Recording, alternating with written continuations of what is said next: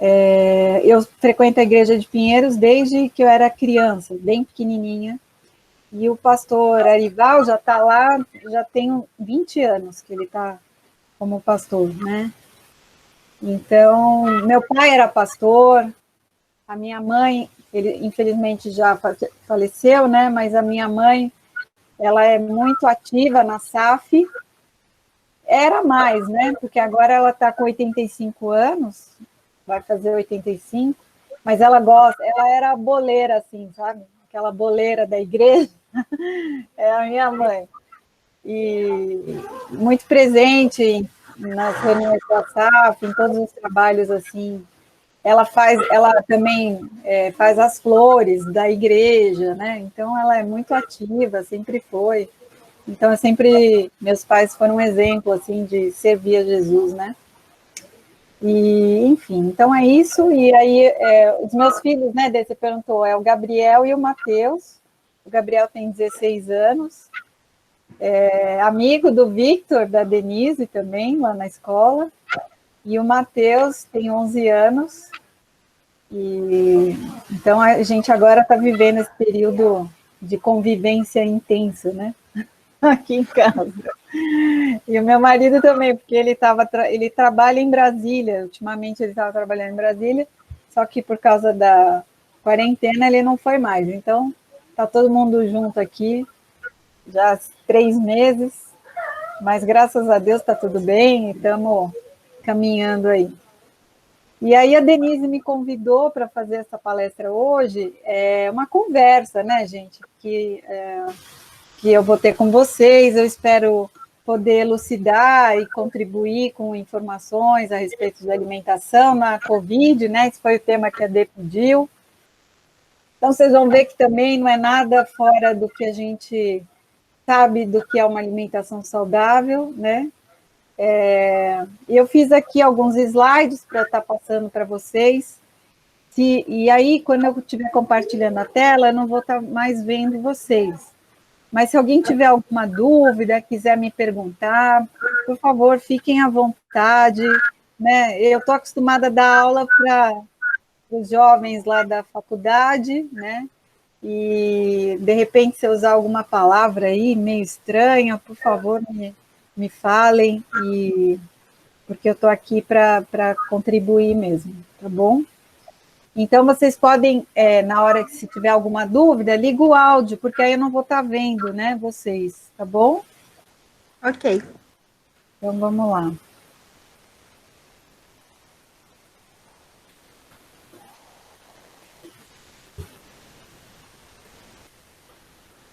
Então, vamos conversar sobre alimentação em tempos de Covid. Parece até que eu vou falar que existe, né, um alimento mágico e que a gente come daquilo e fica imunizado do Covid. Seria bom se fosse assim, né, ou de qualquer doença.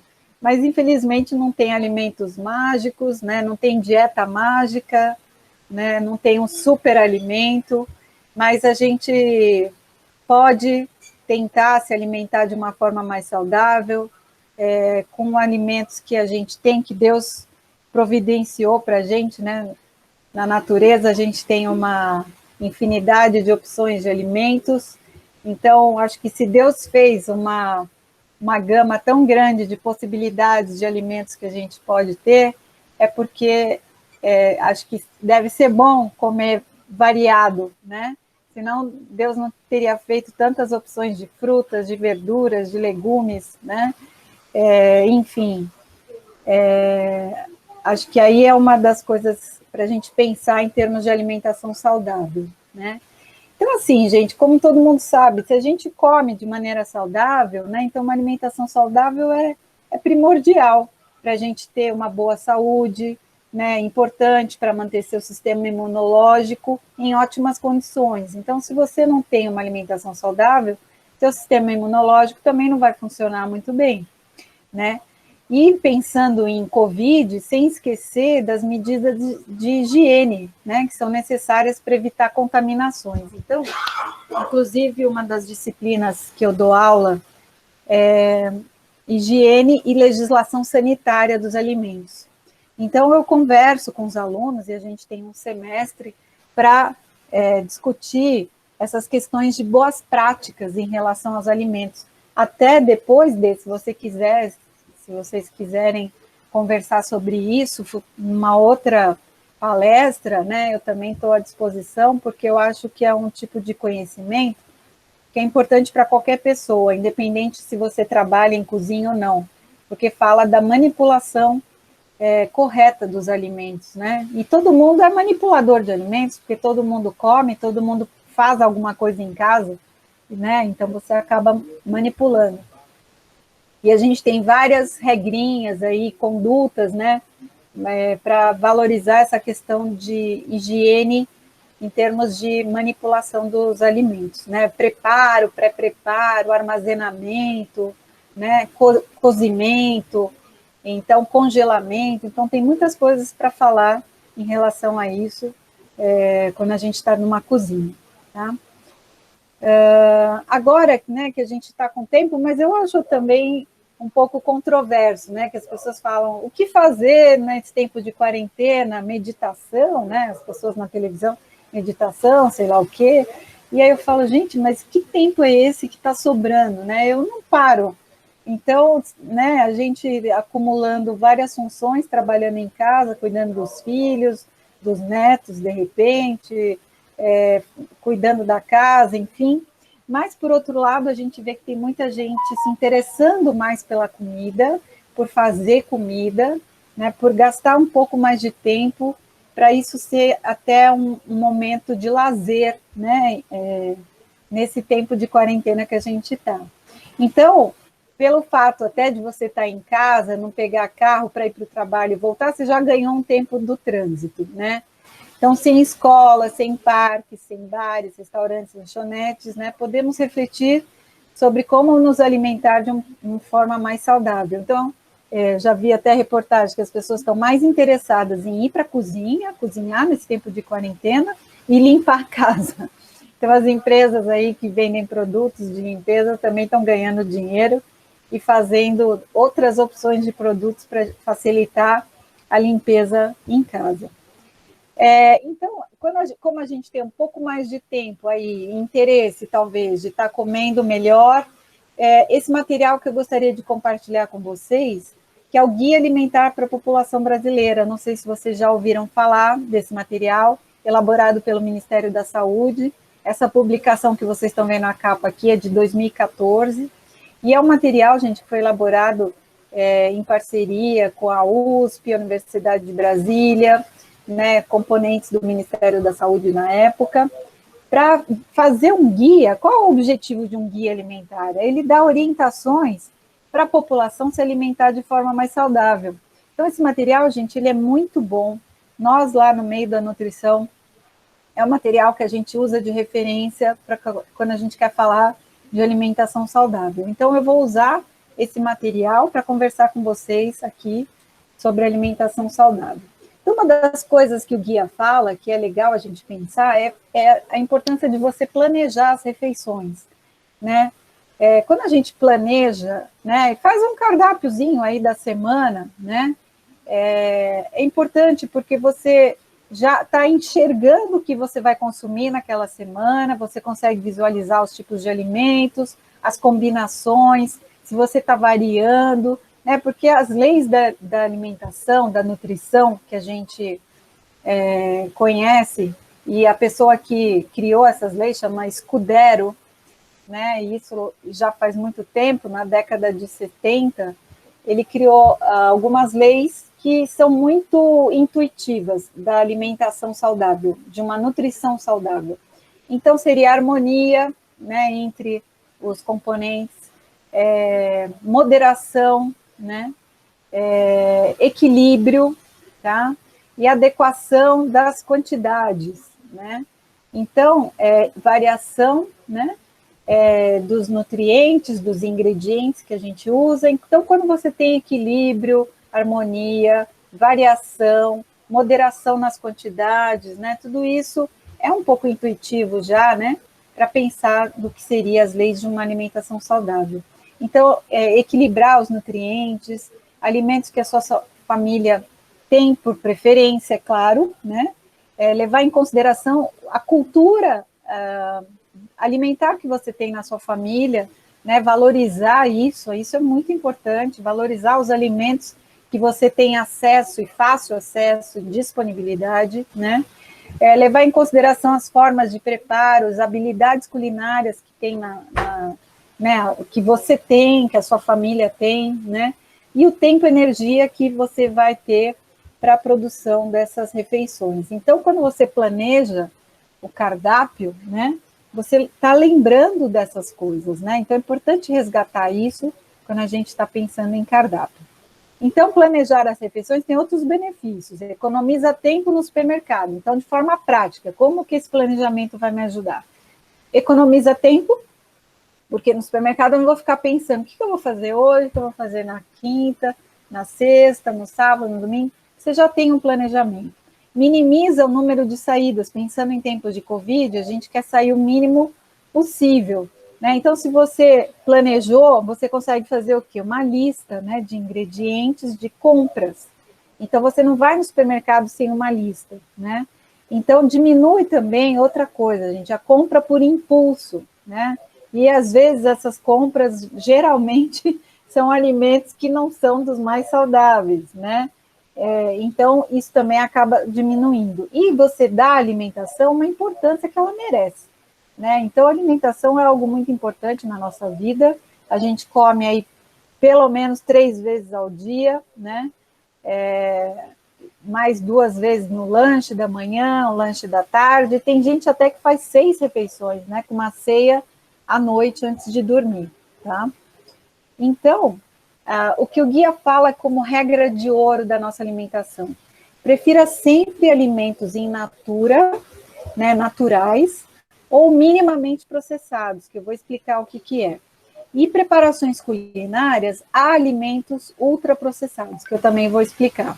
Então, ele está dando aqui algumas classificações que a gente já percebe. Ele divide os alimentos em natura, alimentos minimamente processados, alimentos processados e ultraprocessados. E o que seriam essas preparações culinárias? As receitas que a gente faz na nossa casa: arroz, feijão, né, é um bife, é batata cozida, assada, frita, né, a salada que a gente consome, os legumes refogados. Isso são preparações culinárias, tá? É a torta que a gente faz, né, é a pizza, talvez no final de semana, que você pode inclusive preparar em casa. Então, isso é uma preparação culinária. Então, o que são os alimentos in natura, ou minimamente processados? In natura quer dizer que são alimentos naturais, do jeito que eles vêm da natureza. Entraria aí o quê? Esse grupo de alimentos que está aqui no meio, né? Frutas, vegetais, legumes, né? Então, são as hortaliças em geral. Então, verduras, legumes e frutas. Além disso, a gente tem outros alimentos que são os minimamente processados. As carnes também, tá? Entrariam aqui in natura, porque a carne fresca, né? Seja de boi, seja de frango, seja de peixe, elas estão ali na sua forma natural. O leite, por exemplo, é um alimento minimamente processado. O que quer dizer? Ele só passou por um processo um método de conservação, que é a pasteurização, que seria o quê? Aquecer ele numa temperatura muito alta e resfriar rapidamente. Qual o objetivo desse método? Eliminar bactérias, né, e micro-organismos que causam doença, que a gente chama de patogênicos, né? Outro alimento minimamente processado é o arroz e feijão. Eles são apenas secos, né? Eles foram secos, passaram um processo de secagem dentro da indústria, embalados e comercializados, né? Então, eles não tiveram adição de nada, de nenhum outro aditivo, nada disso, né? Então, esses são alguns exemplos do minimamente processados. Deu para entender? Minimamente processados também entraria aqui. Sabe aqueles legumes que a gente compra no supermercado, que já estão cortados, descascados, né? Esses também são minimamente processados. Ou congelados, brócolis congelados, couve-flor, ervilha. A gente agora tem uma variação muito grande de legumes congelados, que a gente pode utilizar, se você tem pouco tempo, né, para limpar esses alimentos, né, fazer a higienização correta, uma opção seria usar os congelados. Outra coisa que o guia fala, utilize óleos, gorduras e sal e açúcar em pequenas quantidades no preparo das refeições. Então, a gente não pode esquecer desses alimentos. O sal é vilão, o açúcar também, o óleo. Não, depende das quantidades. Por isso que a gente fala da moderação, né? Como um ponto importante para uma alimentação saudável. Mas é necessário usar o sal na nossa comida, a não ser, claro, que você tenha alguma restrição médica, né? Hipertenso, e aí você tem que reduzir mais ainda o consumo do sal, né? Então, aí nesse caso, sim, você vai seguir a orientação médica, mas a gente precisa usar sal, um pouco de óleo, né, nas nossas refeições, no preparo dessas chamadas aí preparações culinárias, né? O açúcar também a gente pode usar, mas tudo com moderação, né? E o guia fala para limitar o consumo de alimentos processados, né? E evitar o consumo de alimentos ultraprocessados. Mas, Ana, qual que é a diferença, então, do processado e do ultraprocessado? Então, aqui tem uma figura para ajudar nisso, ó. Vê se vocês conseguem perceber aqui. Abacaxi. O abacaxi, a fruta, é um alimento in natura. Quando você pensa no abacaxi em calda, que foi adicionado apenas açúcar, é o alimento processado. Agora, quando você vê, por exemplo, um suquinho Tang, tipo Tang, né, aqueles em pó, de abacaxi, aquilo é um ultraprocessado, você não vê mais o abacaxi ali, né? Agora, ali tem o quê? Uma mistura de pós que tem açúcar, que tem adoçante, pode ter corantes, né, vão ter aromatizantes, e 1% de abacaxi, quando tem, né? Então, aquilo não é mais o abacaxi que a gente reconhece in natura. Então, esse é o ultraprocessado, é uma formulação, tá? Não é mais aquele alimento. O processado, você ainda vê o abacaxi em calda, você ainda tem o abacaxi ali. Tem açúcar? Tem que comer com moderação? Sim, mas ele é o abacaxi, né? Outra coisa, o milho, há um outro exemplo aqui, espiga de milho, alimento in natura. O milho em conserva é o alimento processado, então continua sendo milho, né? Só que ele está cozido em conserva. Agora, o salgadinho de milho no pacote, aí já é uma formulação, usa milho, mas tem adição de muitos ingredientes. O peixe aqui, ó, então você tem o peixe in natura, a sardinha em conserva, ou o empanado de peixe, que seria o ultraprocessado, tá? Quer dizer, também é uma formulação, tem agregado ao peixe outros ingredientes, e empanado, é pré-frito, enfim, né? Você já está muito distante aí do que seria o peixe in natura, tá bom? Então, aqui o in natura, que eu já falei, né, quando o alimento é só limpo, remove partes, né, que estão estragadas, é cortado, fracionamento, seco, né, passa pela secagem, refrigeração, congelamento, isso tudo é minimamente processado. Não envolve agregação, né, de sal, açúcares e gorduras, tá? Então, os processados daí são esses enlatados, né, em conserva, né, tem adição de açúcar ou sal, né, ou outra substância, tá? Para eles se tornarem alimentos mais duráveis e agradáveis ao paladar. Tá? Aqui tem outros exemplos de processados. Queijo, né? Molho de tomate, por exemplo, ou extrato de tomate, ou purê de tomate, né? E aqui a sardinha em lata que eu já tinha mostrado para vocês. Agora, os ultraprocessados, esses são os que a gente tem que evitar mesmo, né? Então, eles já são formulações industriais, feitas inteiramente ou majoritariamente de substâncias extraídas de alimentos, como óleos, gorduras, açúcar, amido, proteínas derivadas, gordura hidrogenada, que é uma grande vilã, né, da alimentação industrializada, né, ou aditivos, enfim. Então, ó, aqui tem alguns exemplos, né, refrigerantes, salgadinhos de pacote, bolachas recheadas, né, o nuggets, salgadinhos, sorvetes assim, né, gente? Hoje a gente tem sorvetes de boa qualidade, e que não tem gordura hidrogenada. O problema é a gordura hidrogenada, né, que é uma gordura que a gente não metaboliza, então ela fica entupindo, ela entope os nossos vasos, né, da nossa corrente sanguínea, e pode levar aí a diversos problemas de saúde, né, problemas no sistema cardiovascular, e aumento da pressão arterial, né, hipertensão, problemas inflamatórios. Então, a gordura hidrogenada é aquilo que a gente tem que fugir de alimentos industrializados, tá bom? Então, até aqui alguma dúvida, gente? Deu para entender essa classificação aí dos alimentos, né? Aninha, excelente, viu? Tá dando para entender tudo. Tá maravilhoso. Então, tá bom. Qualquer coisa me interrompe, tá bom? Agora vamos falar de algumas orientações nutricionais, pensando, então, nesse momento de quarentena, né, em que a gente quer fortalecer o nosso sistema imunológico, né, a gente quer estar saudável para evitar que a gente fique doente, claro, do Covid, né, que está agora, ou de qualquer outra doença. Então, beber água, gente, é muito importante, né? Então, a hidratação é uma das principais aliadas nas infecções que a gente tem, infecções virais, por exemplo, mesmo que não seja o caso da Covid, mas de outras infecções, né? E a recomendação que a gente tem é de beber 35 a 40 ml de água por quilo de peso, tá? Então, na prática esportiva, se você faz algum esporte, esse volume deve até aumentar. Então, eu coloquei aqui um exemplo, né? Se você pesa aí 60 quilos, você vai ter que consumir 2.800 ml de água, tá? Então, você pode fazer essa conta aí olhando o seu peso, tá bom? É uma orientação nutricional aqui.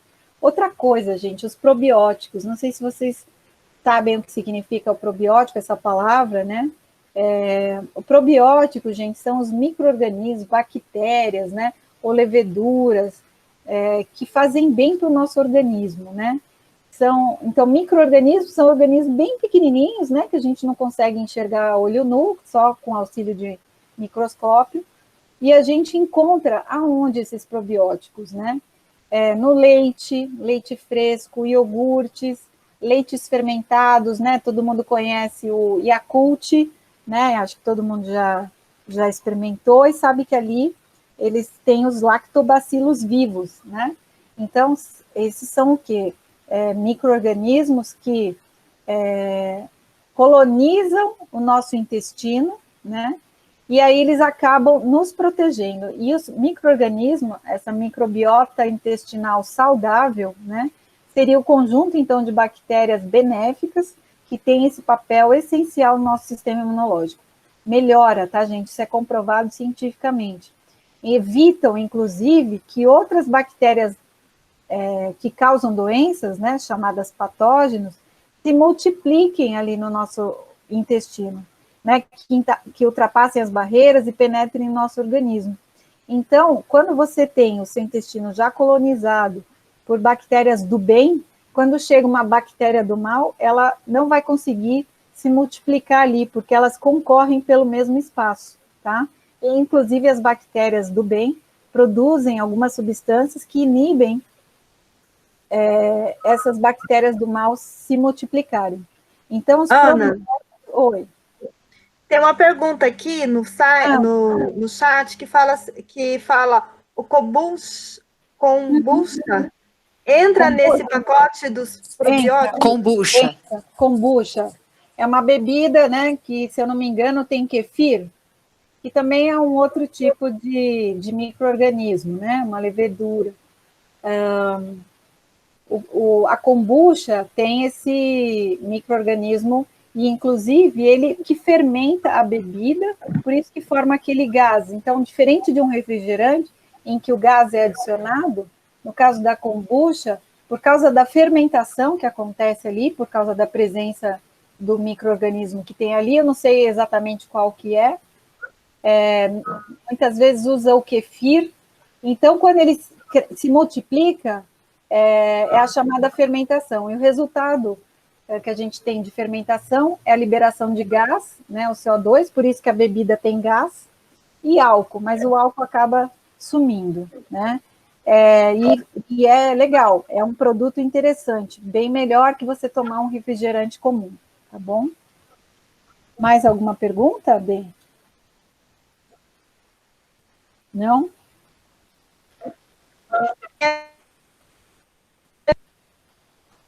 Está cortando.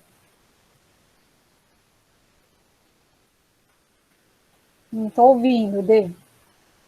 Denise, liga seu microfone.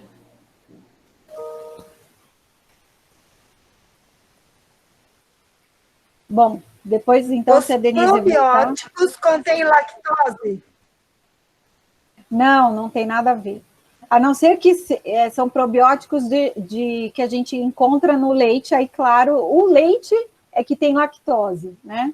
A lactose é o carboidrato, né? O açúcar, entre aspas, aí, do leite, né? Então, o probiótico é o bichinho, entendeu? Então, se é um bichinho originário do leite, aí vai ter a lactose no leite, mas não nele, entendeu?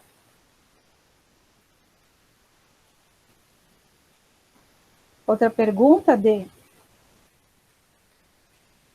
Não, Ana, pode seguir. Obrigada. Tá. Nada, imagina.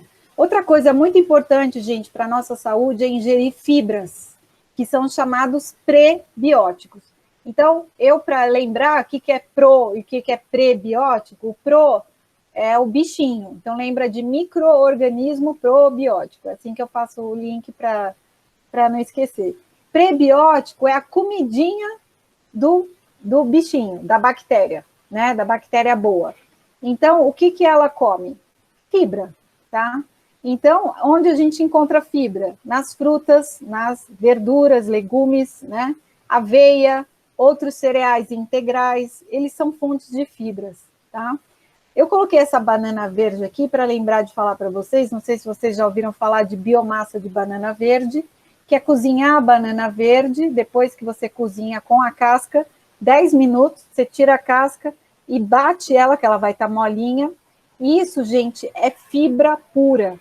Assim, é muito bom para a saúde. Você que tem problema, por exemplo, de colesterol elevado, e aí você pode, inclusive, fazer isso em casa e congelar. Você corta assim, faz uns quadradinhos e congela.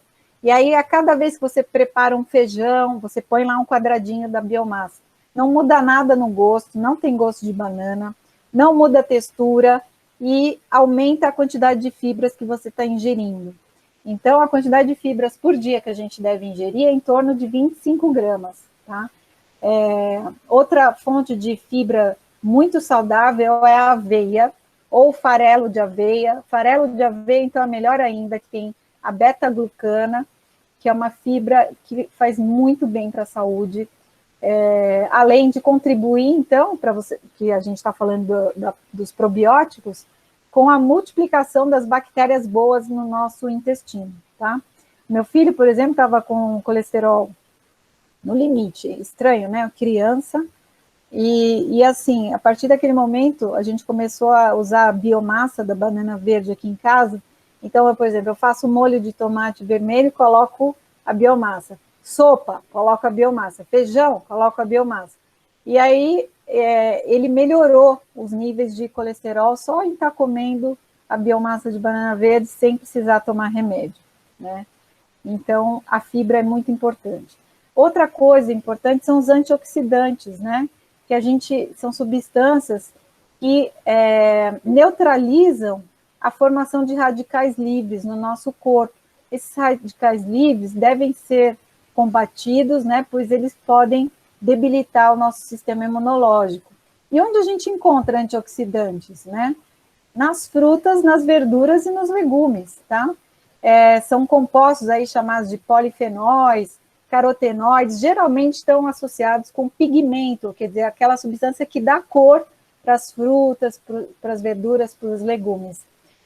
Sempre quando você vir, né, uma fruta, tipo, eu coloquei essas frutas vermelhas aqui na tela, porque é um antioxidante muito bom, né, para a saúde. Então, se você tomar suco, uva também, né, esses alimentos roxos, né, tem esses polifenóis que ajudam a combater o colesterol e problemas de circulação, né? Então, nosso sistema cardiovascular melhora, tanto é que vocês sabem, né, que o vinho também contribui, né? A mulher pode tomar menos do que o homem, né?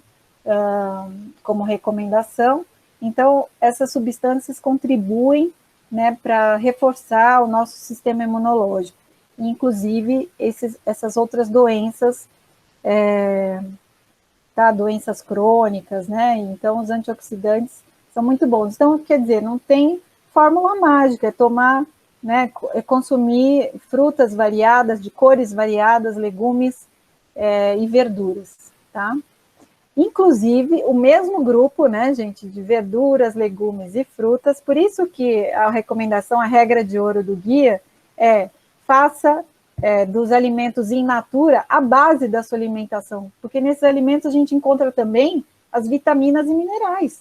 Então, todas as vitaminas e minerais são essenciais para fortalecer nossa imunidade, e os alimentos industrializados não possuem vitaminas e minerais naturais. Às vezes, eles têm adicionados, né? A indústria adiciona vitaminas ali. E tem alguns alimentos que, inclusive, só tem caloria, não tem vitaminas e minerais. Então, prefira as frutas e hortaliças in natura.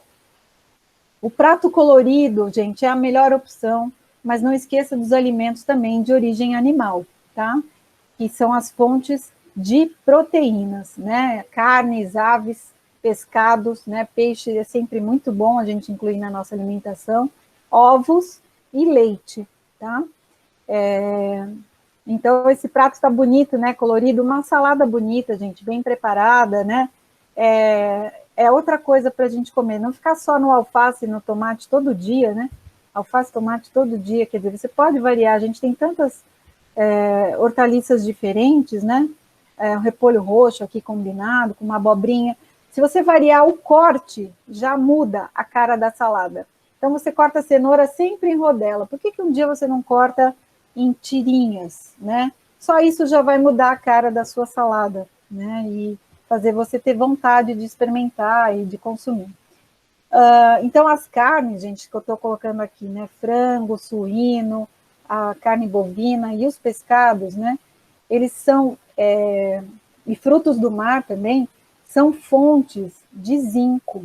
Esse mineral, gente, também é comprovado cientificamente que ele contribui na melhora do nosso sistema imunológico, tá? Outro micronutriente é o selênio, tá? E a principal fonte do selênio é a castanha do Pará ou a castanha do Brasil, que a castanha, né, é a mesma. Se você consumir 2 unidades de castanha do Pará, já é suficiente para você suprir a necessidade de selênio. E a gente tem também um grupo de alimentos que é muito bom para a saúde, gente, é muito importante a gente incluir na nossa alimentação, são as chamadas leguminosas, que é o grupo dos feijões, vamos dizer assim, né? Alguns chamam de grãos, o nome correto é leguminosas. Quais são os alimentos que entram nesse grupo? Os feijões, né? Feijão branco, preto, carioca, fradinho, né? Tem vários tipos de feijões, grão de bico, ervilha seca, lentilha e soja em grão. Então, esse grupo de alimentos, eles têm proteína e eles contribuem com a quantidade de fibras também, né? Além de ter ferro e outros micronutrientes, além do magnésio, tá? Então, assim, é um alimento importante para a gente manter na nossa alimentação. Arroz e feijão, gente, é uma combinação muito saudável, né? Que a gente não deve deixar de lado como um hábito do brasileiro, que é um hábito alimentar muito bom, né? As oleaginosas, que são as nozes, amêndoas, castanhas, também são alimentos que fornecem gorduras boas, né? Poliinsaturadas, monoinsaturadas, que ajudam também no nosso sistema imunológico e no nosso sistema cardiovascular, tá? A Organização Mundial de Saúde, gente, recomenda 5 porções diárias de frutas e hortaliças, somando no total aí para dar umas 400 gramas por dia. Então, é bom agora a gente refletir o quanto a gente come, né, de frutas, verduras e legumes por dia, né? Depois, se vocês quiserem comentar. Então, é bastantinho, tá? Para você colocar 400 gramas, Se forem verduras, então, são muito leves, né? Então, você pode encher o prato que realmente não tem problema, tá? Isso acaba ajudando a você estar consumindo um alimento que tem menos calorias, mas tem uma grande densidade nutricional, né? Então, você pode consumir maior quantidade desses alimentos, diferente de, por exemplo, um sorvete, que você tem que comer menos, porque a densidade calórica dele é grande, mas o valor nutricional não nem se compara, né, desses alimentos que a gente está comentando. E aí já estou finalizando aqui, gente, outros alimentos, né, com vitaminas e minerais, são as fontes de gordura como queijo, gema de ovo, vegetais de coloração alaranjada, né, manga, mamão, cenoura, eles são ricos nos beta-carotenos, né, que são os precursores da vitamina A. No nosso organismo, eles vão virar vitamina A. E as frutas cítricas, laranja, mexerica, maracujá, limão, abacaxi, por exemplo, são ricas em vitamina C, que também fortalece nosso sistema imunológico.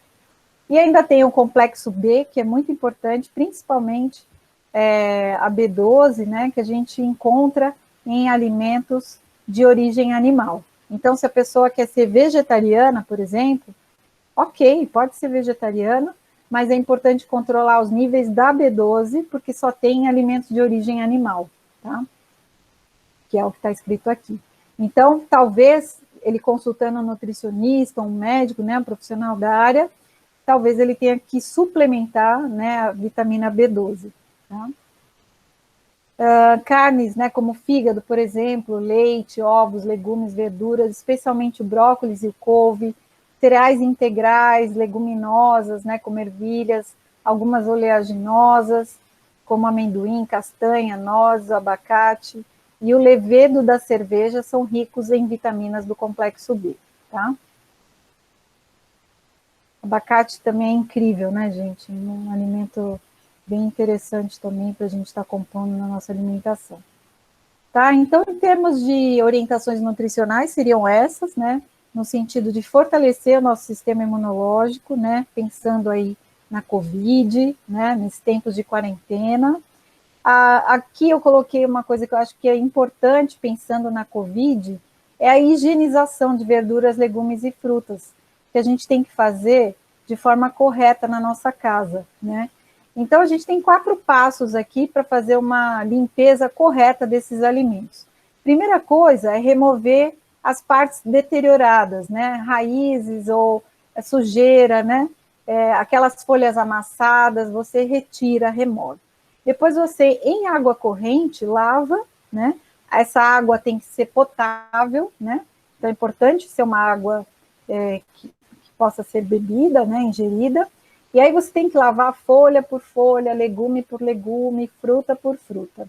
Depois que você lavou em água corrente, aí sim você faz a desinfecção, que é a etapa que você vai eliminar bactérias, parasitas, a gente não pode esquecer dos parasitas também, né? Que podem estar presentes ali no alimento. Como que a gente faz essa desinfecção? Se você tiver água sanitária em casa, que não tenha cheiro, né? A água sanitária tradicional, você pode usar 1 colher de sopa da água sanitária para 1 litro de água.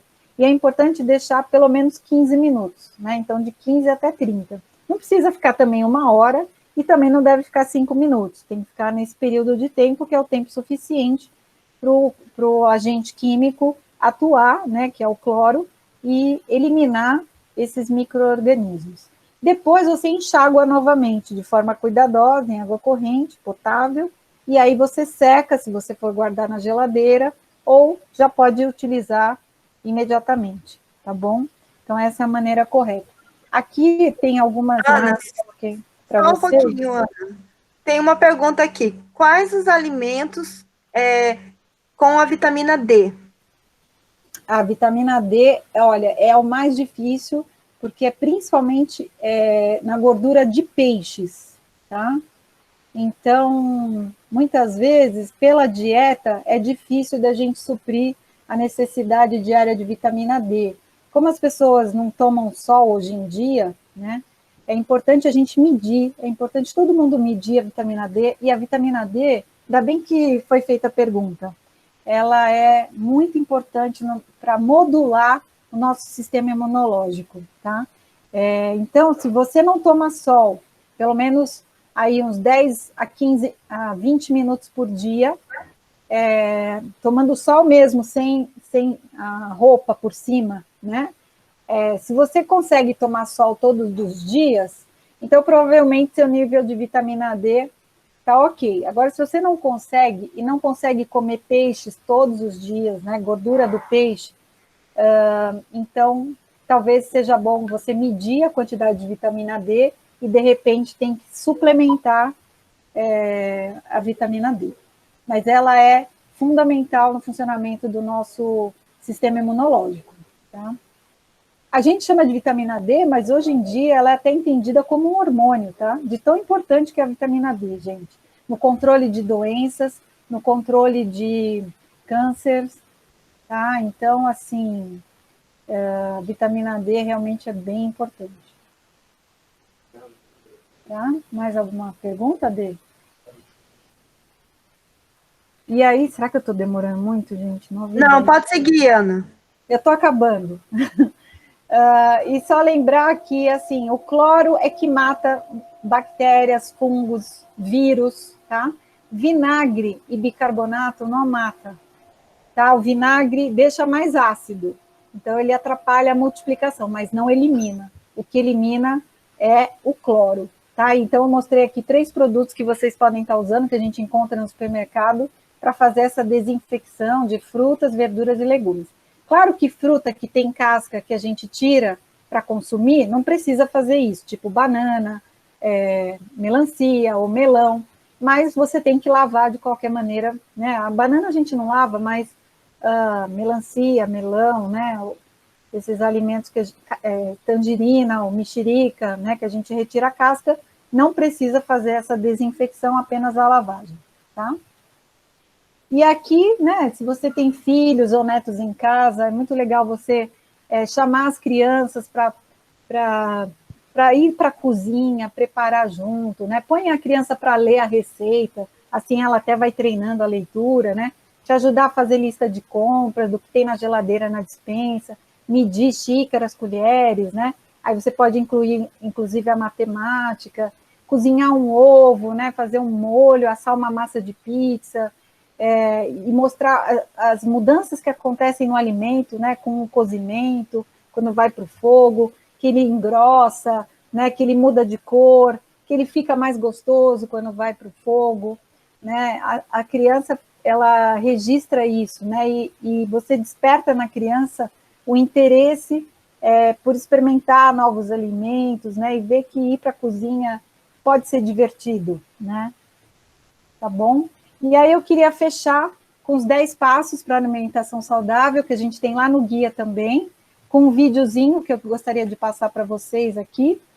Vamos ver se dá certo. É bem rapidinho, 2 minutos, que eu acho que é bacana a gente ter claro, esses 10 passos aí que a gente pode fazer na nossa vida para ter uma alimentação mais saudável, tá?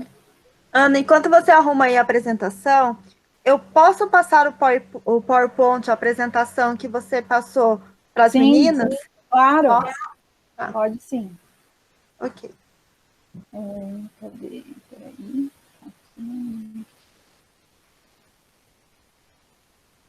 Está apresentando. Tem que desligar o PowerPoint. Isso. Agora apresentar de novo a última opção.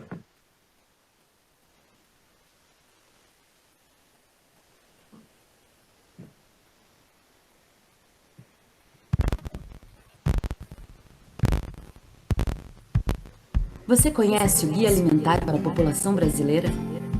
É uma ferramenta simples que explica as diretrizes alimentares oficiais para a nossa população, promovendo uma alimentação saudável, acessível e de acordo aos costumes brasileiros.